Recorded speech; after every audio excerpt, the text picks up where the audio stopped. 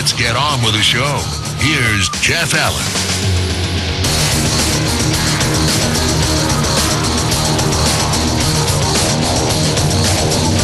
Alrighty, welcome back. New election poll says our number one issue is healthcare, so why are the leaders bickering about coalitions and scandals and everything else? And maybe we should be speaking more about that. Now, I looked into it a bit, and the federal government can do a few things. They can allot some money in budgets. They can make deals for doctors and nurses, and they've even suggested, I know the federal government suggested before the election that they, in the budget, they would do something about forgiving loans for healthcare professionals to move to certain areas over a certain period of time, or maybe they can do that. But for the most part, as I understand it, my guest may be able to clarify this more, healthcare is really a provincial issue. However, I don't know how it can't be a federal issue, too. It is, and it seems to be the number one concern, and that's understandable. We're getting older. As our population ages, it's a life and death issue, and voters are concerned about health care, and it's just that they don't see anybody having a particular compelling plan for it, and we worry about it, just like we do, I guess, our Canada Pension Plan and other things. Vicki McKenna is the president of the Ontario Nurses Association, and Vicki, thank you for joining me this morning. Hi, good morning, Jeff. I'm actually the vice president. Oh, I'm sorry. That's just fine. That's okay. First vice president. Sorry about that. Okay, well, you know what? I gave you a promotion for the day. What the heck? Well, thank you for that. Well, Vicki, do you find that disturbing? And, it seems to be our number one concern, and no matter how the political things fall out, it seems to be the least important thing to the people that want our votes right now. Well, it's truly disappointing that our federal government isn't talking about it. Our current government, that the opposition isn't talking about health care more than they are now.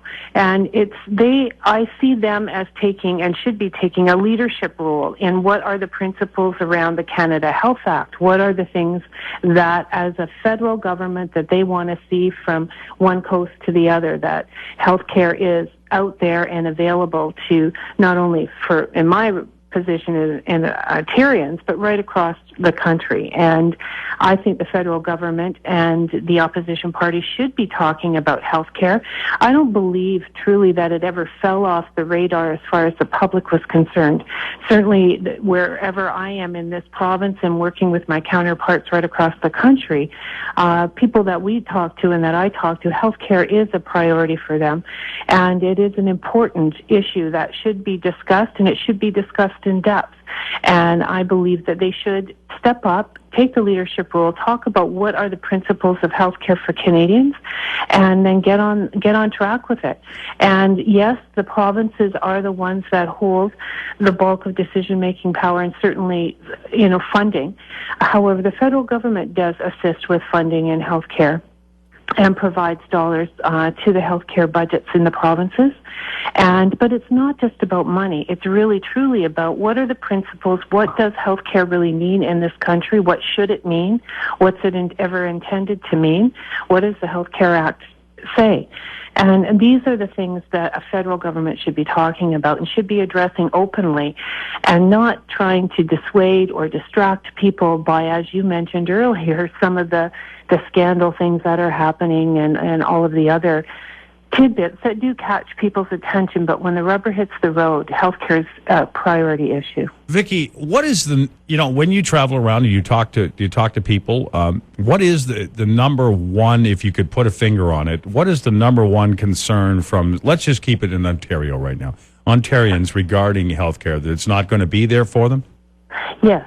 What they're afraid of is that the health care that they know today, even with the struggles and some of the challenges that we have, will continue to be eroded. Many communities see their health care access being eroded, seeing a reduction in beds, seeing long-term care facilities not available, not enough hospital beds, not enough long-term care facilities, not enough services available in the community for them to stay in their home if they're not well or they need some assistance at home.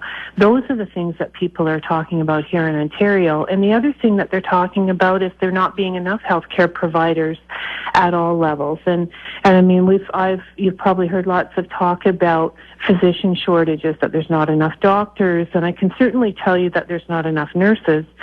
And our aging workforce is mirrored in the population. So as you mentioned earlier, the population is aging. Well, you know what? So are the workers. And so we need to make sure that we've got newly graduating people coming into the system and enough to pick up for those that are going to be leaving the system and retiring. We need to make sure that we've got healthcare facilities that are open and beds that are open for people to be cared for. And it's a complex situation. It's not a simple fix. There isn't just one thing that will make it better, but we need to all be at the table and figure it out. And by distracting and not focusing on what the issues are, I'm worried that we're not going to get there and that things will continue to erode and people will have a denial of access to services that they desperately need. All right. Well, I thank you so much for your time today. Vicki McKenna is the first Vice President of the Ontario Nurses Association. Thank you so much, Vicki. Until next time, thank you and good luck.